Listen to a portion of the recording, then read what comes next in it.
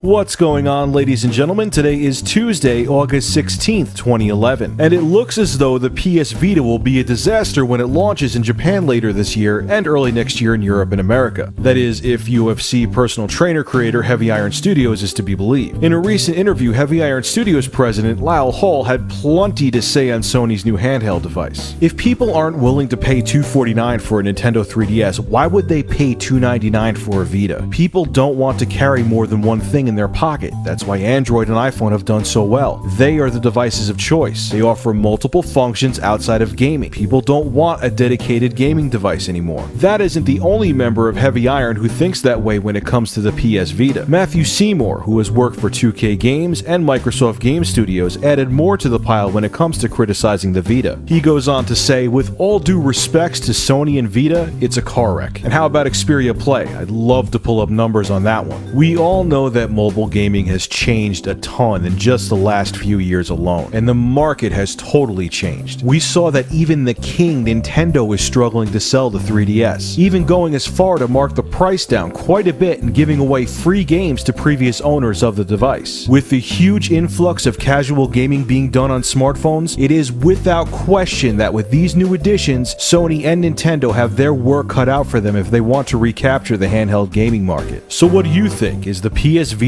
a car wreck no one wants? Or do you think that Sony's next generation handheld will have a chance of recapturing the market? I personally believe that this is going to be an uphill battle for both Sony and Nintendo. And this is coming from a guy who just purchased a Nintendo 3DS. So leave your thoughts and comments below on how you think the PlayStation Vita will do. And as always, thank you for supporting Review Tech USA. Now I'm going to go play some Zelda Ocarina of Time 3D for my 3DS, because that's the whole reason I got the system, and I have a huge nerd boner right now. I mean, it's gigantic. I'm talking like 3 inches. See ya.